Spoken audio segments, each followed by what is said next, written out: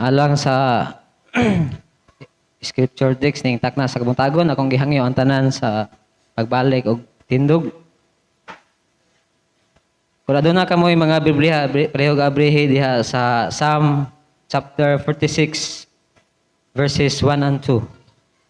God is our refuge and strength, an ever-present help in trouble. Therefore, we will not fear, though the earth give way, and the mountains fall into the heart of the sea. Ang Ginoo mga palangin siyang pulong at ang ibasa karon. Palihog man ang lingkod pagbalik. Mayong buntag sa tanan.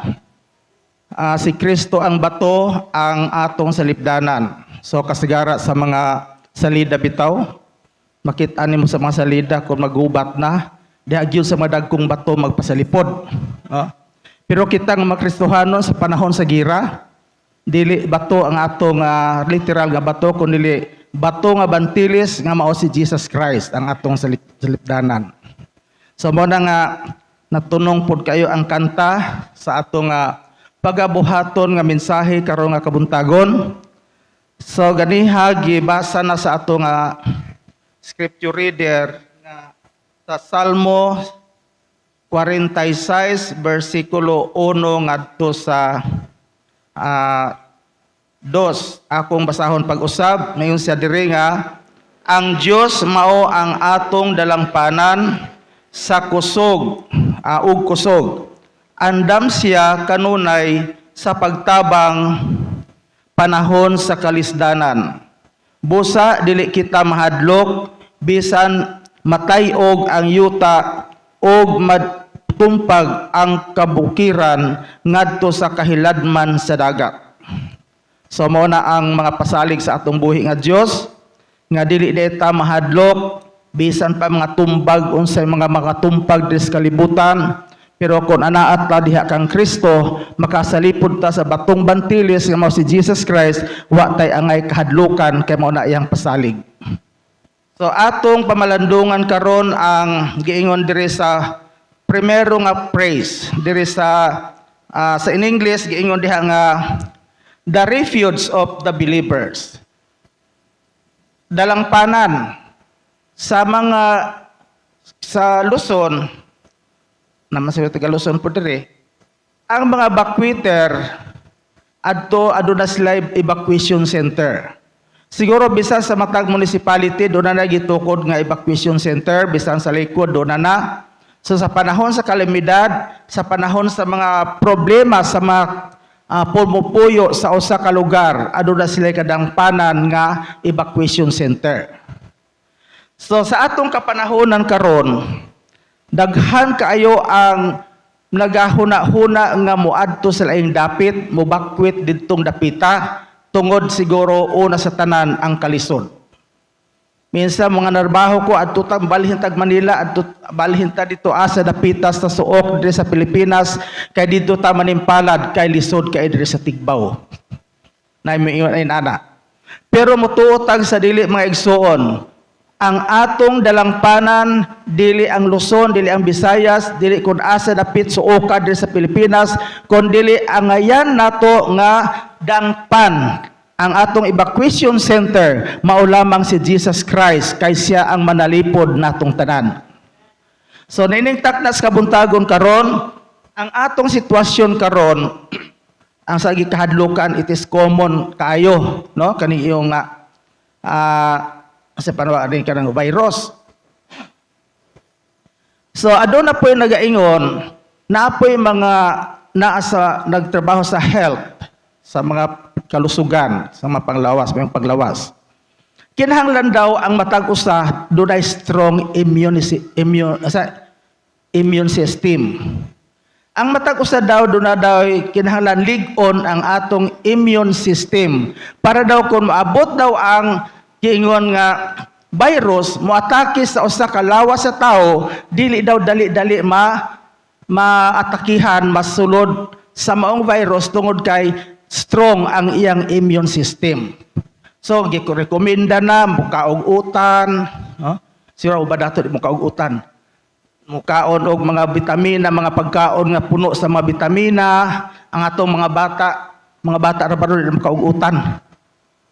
kinahanglan nga mukaon sila mga pagkaon nga diin nga nagdala og daghan o rich in vitamins. Daghan kay mga bitamina.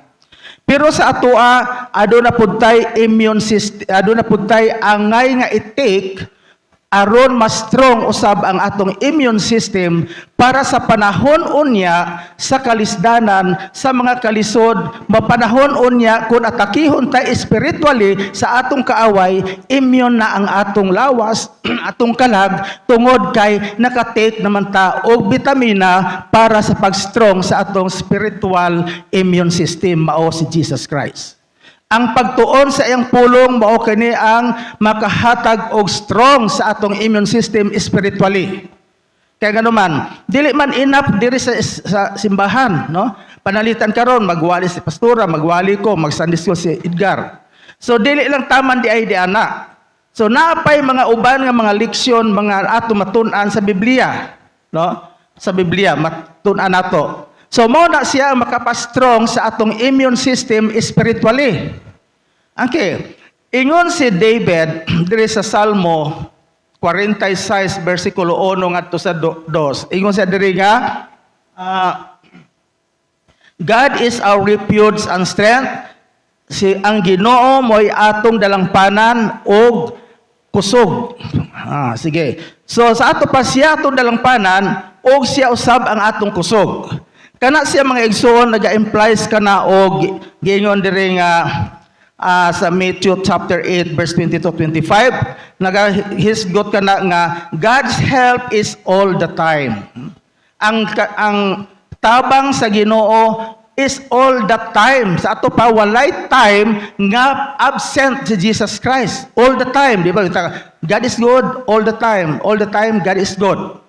So nagpasabot nga ang Ginoo all the time siya naa siya in times of trouble sa iyang mga kaanakan.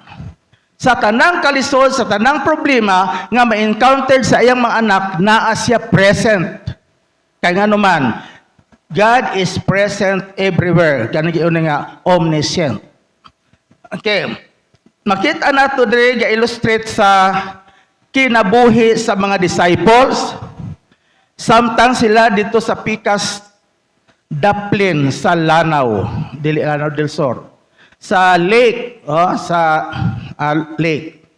Unya, dito si Jesus Christ, mayon siya, manabok ta dito sa Pikas Daplin, na nakay sila silang sakayan.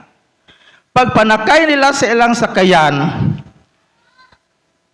miabot sila sa tunga sa tubig nga ilang gilatas, may kusog ang balod. Pero sa lake. Di sa lake, kuwan na, lake na siya, tabang nga tubig. Pero sa panahon magdaot ang tempo, murag dagat na nagcook ang balod.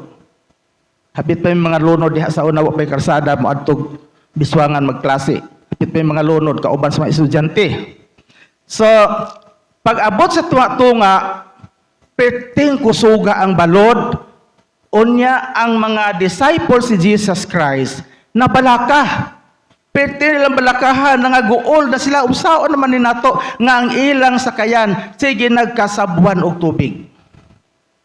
Hangtod siguro natunga na ang tubig sa ilang sakyanan, that's the time nakahuna-huna sila ni Jesus Christ, nga tuad di ay si Jesus Christ, sulod sa sakayan, nakatulog. So pero unang-una, nabalaka na sila, pwede na nilang hasula, pwede na yun nilang guula. Kaya nga naman, gusto nila nga mawala ang hangin o balod aron nga malinaw ang ilang pag-travel. Pero mga igsoon, nauna na ang ilang kabalaka, ay pa sila nakahuna-huna nga si Jesus anaara di ay ready siya nga mutabang kanato sa ato usab mga igsoon.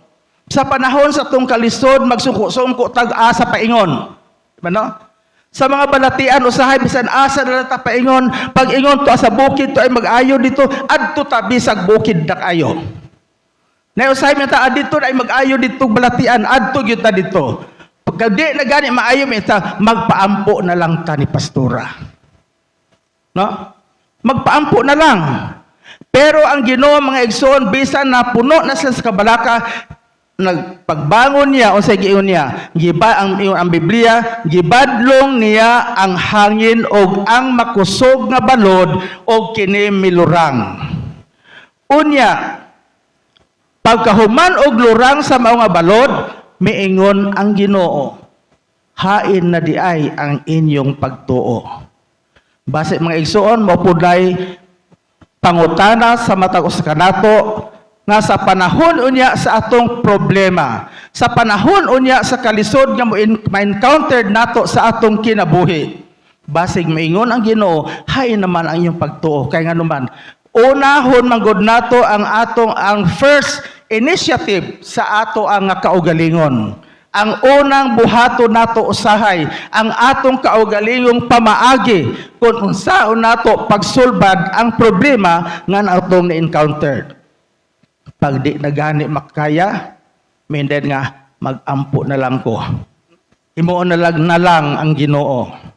Pero di ay ang buot ipasabot dire nga ato din unahon ang Ginoo pagpangayo or pagpangayog tapang aron ang balod sa inyong kinabuhi, balod sa akong kinabuhi, problema sa atong kinabuhi, mulurang. Tungod kay siya, andam, naara di siya, He is present everywhere. Present siya all the time, kanatong tanan. Anaara siya, nagalingkod, nagapaminaw nimo sulod sa imong kasing-kasing. Naara di siya. So gawas kon si Kristo wala sa atong kasing-kasing to sa gawas kay pangitaon pa nimo. Pero siya anaa sa atong kasing-kasing, ato lang siya itug-an sa iyaha kung unsay mga problema nga atong ma-encounter. Ingon ang Biblia, ingon diri nga He is our refuge and strength. Mao kini ang experience ni David. Ingon siya nga mo na experience siya nga mo'y nakahatag niya og kusog, kalig-on sa espirituhanong kinabuhi, mao ang Ginoo. Okay. So mga igsoon, ang ikaduha dire, dali ra man taan man. Ang ikaduha dire mga igsoon kini giingon nga God is our refuge and strength. Ato kini makita, it is implies superlative protection. Mingon gani tag superlative protection mao kini ang the highest degree of comparison. Ingon para sa English subject. The highest degree of comparison. Sa ato pa, pinakataas nga comparison. Wala na ilaing pangtaas. Wala na ilaing dako, kundi mauna siya. The greatest protection nga ihatag niya kanato. Kanang mga insurance, kay manggilunta kay we are after of insurance. Pila lang ka insurance na pero ang insurance diha kang Kristo, it is superlative. Pinakataas kaayong nga proteksyon iyang ihatag kanato. Okay. Ato kanang makita sa kinabuhi ni David, kining protection nga gi-extend sa Ginoo diha sa iyang kinabuhi. So bisag magagmayng bata makabalo ni ini istoryaha. Common. Pero atong kuhaag base nga ang Ginoo aduna siya greatest protection di ay sa atong kinabuhi. Pinaagis pag-protect niya sa kinabuhi ni David. Okay, kini si David, mga igsoon, diri sa 1 Samuel chapter 17, 41 to 54. So, di na ito basahon kay taas na. Kung inyong basahon diha sa istorya ni David, kini si David, anak ni Jesse. Dili man Jesse ko nakait na mo na ilhang Jesse, di na mo Jesse ha. Anak siya ni Jesse, onya, kini si David kamanghuran ni siya nga igsoon sa unom ka mga anak nga taga Efrata sakop sa Huda. Dito na sa nagapuyo. Kini si David usa ni siya siya lang ang gitugyanan nga magbantay og karnero. Sa unang panahon kon sa mga kamingawan, minsan ka na sa mga latagon. Ang mga karnero dito kinahanglan bantayan. Di pare sa ato akaro kung manugway tagkabo tumbuki abiyaan ra. Ang mga tugway tagbaka abiyaan ra pagkauma na ra gihapon. Pero dito sa unang panahon kung imo ganing buhian ang imong karnero, kinahanglan nga imo gyud nang bantayan for the whole night. day and night yung ka dito gabantay. Kaya naman, to ay mga uso, to ay mga lobo, to ay laing mga mananap, gadiin mo tukob sa imong nga karnero. Si David mauna si David. Unya, sa panahon nga adunay mga encountered nga mga silbi kadaot sa mga karnero, sa iyang pagkabata, iyan ang gukdon. Ingon ang Biblia, gukdon niya, iyang layugon, o makatangag siya, o iyang ilugon ang karnero sa baba sa leon, then iyahan ang gunitan sa ibabaw, iyang bingaton, hantod mamatay ang karnero. Muna iyang experience. Usa ka adlaw ni Ana, isugo siya ni Jesse ang amahan, nga mohatod og pagkaon siyang igsuon didto sa kampo sa mga sundalo sa Israel. Unsay dalhon niya dito, o iyang gipabantayan ang iyang gipabantayan niya ang lain ang iyang karnero. Gipabantayan sa lain, bantay sa ni kay isugo ko sa akong papa. Ipadala siya og pulo ka ganta nga bugas ingon ang Biblia sa NIV, sa New International Version. Ingon sa pulo ka gantang nga bugas. Sa una gantang paman, karon kilo na. Og pulo ka buok nga pan. Tagpulo ra po di ay. Og pulo ka baritang kiso. Asa nang kiso? Cheese siguro ni. Kiso, cheese. Mo na yung gidala dito sa kampo. Pag abot niya dito sa kampo, ang mga igsoon ni David, murag na tingala o nasuko kahaslam na sila nakasuko. Sa ano maning bataan nagdala-dala manidikuan dire. So pag abot dito, timing pod nga nadunggan niya ang hagit ni Goliath. Kay ang tuyo sa kampo sa Israel makig-away sa kampo sa Pilistihanon. Makig-away. Timing pod pag abot niya, maopoy pagsinggit sa ilang gisaligan sa Pilistihanon nga manggugubat ingon ng hagit sa mga Israelinhon. Nang hagit. Sa una-una ni David ingon siya, unsa maning dili tumuluo sa Ginoo manghagit sa mga kaanakan sa Dios. Ana siya. Unya ingon siya nga ni Saul, Haring Saul, ako ang muaway nila. Pagkadungog siya maigsuon na suko, isa nga, kabata pa nimo makig-away ka, ang sadako nga si Goliath, sadako kayong higante nga manggugubat, gikan pa sa gamay pa siya, hantod nagdako, pirmi mo daog sa gubat. So pag ingon, maghagit na sa ni Goliath sa mga Pilistihan, sa mga Israelinhon, nang hadlok ang masundalo. Timing pag-abot ni Goliath, ready na sila makigubat sa maong Pilistihanon nga mao si Goliath. May kuan na siya, ready na sila.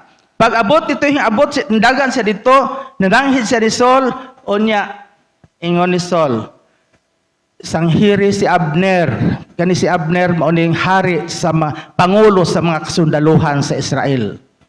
Pag abot dito, ingon ang hari, ang leader sa mga sundalo, dili ka pwede kay nga naman gamay ka ika. Ingon si Saul, sige tugti lang na siya kay mooy iyahang gisulti. Itugtan siya, sige, kung gusto man ka makig-away na dako kayong manggugubat sa Pilistihanon, sige tugtan ka. Pero suota usa kining taming. Pag suot, ipasuotan gamay man siya, di siya kadaog, di siya kalihok. Isa dili ko ani. Kay ako makig-away sa ni anang Pilistihanon nga Goliath, pinaagi sa ngalan ni Jesus Christ.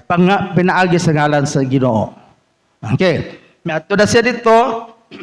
Onya pag abot niya dito, niadto siya, himpunit siya og kanang iyo pa nga sa Biblia, hamis nga 5 ka mga bato. Naday po hamis nga mga bato, no? Yang gisulod siya ang puntil dire sa iyang hawak og perte ng katawa sa usa ka higante. Na ingon siya, unsa man ko iro, dalhan lamang ko nimo og tirador. Unsa man ko iro, wa gyud nahadlok si Goliath. Dayon perti gyud na siya, pero si David wa gyud siya nahadlok. Ingon siya, mianhi ko makig-away nimo sa ngalan sa Ginoo. Pagkuha niya sa usa ka kuan ingon ang Biblia, gilambuyog niya pag straight, paglupad sa mga bato dito na igo sa iyang agtang. Og natumba ang higante nga manggugubat, og dito gilungguan niya og ulo o gibit-bit niya dito sa kampo. Og ang mga sundalo sa Pilistihano nanalagan o gipanggukod sa mga Israelinhon nga mga kasundaluhan. O pagbalik nila, gipanguha nila ang mapagkabtangan sa mga Pilistihanon. Okay, nagdaog ang Israelinhon. Ang mga Israelite soldiers, nagdaog sila. Unsa man ang ilang gidag-an, mao lamang ang paggamit sa ngalan ni Jesus Christ, paggamit sa Ginoo, mao gigamit ni David nga nabuntog niya ang dako kaayo nga Goliath nga iyahang kontra. Usahay mga igsoon, kitang mga Kristohano, isa si David raman to. Pero mutuo ta sa dili, adunay nagkalain-laing size si Goliath sa atong kinabuhi. Dili nagpareha, gidako ni Goliath nga atong giatubang nga atong kaaway. Nay uban dagko na kayong Goliath, uban gamay pang Goliath. Na. Pero kung magpagtuo ka o mahadlo ka niya ng Goliath, karon nagababag sa imong kinabuhi tungkol sa imong mga problema, then di ka maparihang David nga diin mapukan niya ang Pilistihanon nga sundalo nga katong manggugubat. Kayang-kaya nato mga igsoon nga atong tumbahon si Goliath sa atong kinabuhi karon. Kung ana may Goliath ka kalisod, Goliath ka diin balatian, Goliath ka saan unsa makababag sa atong pagpangalagad sa Ginoo, kaya na sa Ginoo kuhaon. Kaya nga naman, nagatuo ta, God is the great protector sa atong kinabuhi. Mao na ang superlative nga protection niya. Mao na ang iyang protection alang sa matag usa kanato. Kanunay siya naga-extend siya ang kamot aron sa pagtabang kanato. Kita ang atong response na lang nga magpatabang ta diha sa iyaha, pinaagi sa ngalan ni Jesus Christ, pangalan sa Ginoo, kay pinaagi sa iyang ngalan, mabuntog ang tanang gahom sa kaaway nga bihasol kanato sa atong kinabuhi. Okay, ang ikatulo diri.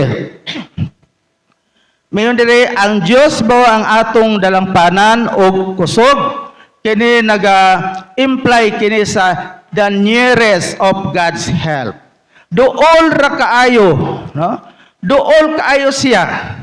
Dili yun siya layo. Ingon diri sa Isaiah chapter 55 verse 6, ingon diha, dangop sa Ginoo samtang may panahon pa. So dangop sa Ginoo samtang may panahon pa. Sangpitan ninyo siya samtang siya dool pa. So kung may panahon pa o samtang dool pa siya, duha ka mga duha ka butang diri ang iyang gihisgutan. Tawgon nato ang Ginoo samtang siya nga samtang may panahon pa. Umawa di ang panahon, wa gyud time na nawa na. Dayon ato pod siya daw nga sampitod siya samtang siya dool pa. O naagkoy di ay panahon nga mulayo ang Ginoo na. Kung magpalayo ta sa Ginoo, the more ang Ginoo pod, dili man na manggukod ang Ginoo nimo. Dili man na paglayo nimo sa Ginoo, 1% bunlotor ko, balik rin ako, balik rin ako. May managpareha sa mga kuan, sa mga sa mga tao nga, dire ang panguhaon katong mga tao na nasa basket. Para sa problema sa mati karon diha. Giatbangan daw si Elsalin og kuan. Sani simbahan. Ang gipanguha ang membro niya. Ang membro niya. So, iyon dire nga mintras dool pa siya. Makabot pa nimo siya. Ma-feel pa nimo sa imong kasing-kasing. Kay si Jesus Christ na asa atong kasing-kasing. Kung tinuoy ta nga nakadawat kang Kristo nga atong personal nga manluluwas. Na sa atong kasing-kasing. Nadawat God. Dili man na madawat si Jesus, o gikumkum nimo si Jesus Christ. So dili didawat nimo pinaagi sa pagtuo sulod sa imong kasing-kasing. Kung nadawat nimo siya sulod sa imong kasing-kasing, anaara siya, dool kaayo siya nimo sa pagtabang paghatag og tabang nato. Dool ra kaayo siya. Di gid sa layo. Ingon pagani bisan gani nagalingkod ta di ani, naara siya tapad nimo o naasyas labaw sa tanan, naasya sulod sa imuha, naminaw siya kung unsa ang imong reaksyon pag-atubang sa mga problema, pag-atubang sa imong kalisod, pag-atubang sa tanang mga butang makahinder sa imong pag-alagad sa Ginoo, andam siya kanunay. Nag-extend na kanunay iyang kamot sa pagtabang kanato. Ato makita bisan pa kadtong diha sila sa sakayan si Jesus Christ. Samtang nagabalod, dito siya sa balod, pero nahadlok na sila. Unya nakit-an nila sa udahan, doon na may murag anino. Hangtod nagkaduol. Pagkaduol na anak, nangahadlok sila, uy, daay kalag. No? So, wala sila nag-expect na si Jesus Christ, mahimo niya tanan. Pwede siya makalakaw sa tubig. Pwede gani siya, bisan unsay buhaton niya, kay gamhanan siya. Unya si Pedro, sige ingon niya. Ingon siya, oy, ikaw madina Jesus, sige, palakwa po ko diha sa tubig. Isa o, sige, naog diha. Pag naog niya, lakaw na siya. Wapa sa kaabot ni Jesus Christ, nakita niya, nadunggan niyang hinaguno sa hangin. Ang balod dagko na kaayo, nahadlok siya o dalunod siya. Unya, gigunitan din ni Jesus Christ, ang kamot ni Pedro o gipabalik sakay sa sakyanan. Naara kanunay siya. Usahay mga igsoon, mingon lang ta nga, strong na gyud akong pagpangalagad sa Ginoo. Strong na gyud akong pagtuda sa Ginoo. Kung maabot na gani dakong balod sa pagsulay sa atong kinabuhi, basig maunlod ta, di ta kumpiyansa. Ang ato lang buhaton mga igsoon, dangpa nato ang batong bantilis nga mao si Jesus Christ, mo itaguanan nato nga mga Kristohanon. Kaya nga naman, bisan pa pilalibutan ta sa mga kasundaluhan sa kaaway, dire sa atong espiritual nga kaaway, kung naatago ang atong kinabuhi sa batong bantiris na si Jesus Christ, wa tay ang ngayong kahadlukan, wa tay ang ngayong kabalakan, kay si Jesus na ang makig-away alang kanato. Siya na makig-away. Kanang problema nato karon nga gisagubang, pertay dakua, pagamyo na niya pag-ibig sa Ginoo o wadon pagyuda niya. Okay, hinaut pa ingon pa diri sa Deuteronomy 20 verse 4, kay ang nag-uban kaninyo mao ang Ginoo nga inyong Dios. Og siya maoy makig-away alang kaninyo nga maghatag kaninyo sa kadaugan. Okay, siya day makig-away, dili day kita. Kita usay kita makig-away sa tong problema. Kita makig-away. Kita lang kayo dire Domingo wa nay Domingohay, usahay wa nay prayer meetingay, wa nay cottage, hala na kayo sa atong pagkinabuhi, ha? Pero yung sa giingon sa Ginoo, ingon siya maoy makig-away di ay ni ana. Siya ay makig-away sa imong problema, siya ay makig-away sa imong kalisod, kay siya anda maghatag og proteksyon nimo o maghatag sa imong gikinahanglan. Maghatag siya sa imong gikinahanglan. So, sa pag-iyon niya dire, maghatag kaninyo sa kadaugan. Mao na usahay biyang taga sa panahon sa itong prayer meeting, sa mo inta. Salamat sa Ginoo kay ako gitubag sa Ginoo ang akong mapag-ampo. Salamat sa Ginoo kay atong usang semana dako kay kong problema karon gikuha sa Ginoo. Kay ngano man, ang Ginoo mo naghatag natog kadaugan. Kana kun ato i-surrender diha sa iyaha ang atong kaugalingon, ang atong kinabuhi, kay ready usab siya mo tabang sa mataw sa kanato, kay ang iyang pagtabang haduol lang. Dili na layo. Okay. So, ang atong panghinaot karon nga kita tanan, nakabalota kung asa ta ahay atong dalangpan sa panahon sa atong mga problema kay ang mga katawhan karon katong wala nagatuo diha kang Kristo, ang ilang dalangpanan daghan, no? Kalibutanong dalangpanan. Pero sa panahon unya nga moabot ang panahon nga gun-obon sa Ginoo ang imong dalangpanan materially diri sa kalibutan mawala na. Pero kung ang Dios ang atong dalangpanan sulod sa atong kinabuhi, bisan mag-unsa man ang kalibutan, magapabilin ka diha kang Kristo o sa panahon unya sa kalisod, bayawod ka ngadto sa kahitasan. So mo na atong kalipay ng mga igsoon nga unta kita tanan maka-encounter sa giingon din nga maka-experience ta sa atong dalangpanan nga mao lamang si Jesus Christ nga atong Dios nga buhi mo'y atong gisaligan sa atong tagsa-tagsa kakinabuhi diktak na sa kabutagon. O dinhilag tutok o daghang salamat ug may buntag kanatong tanan.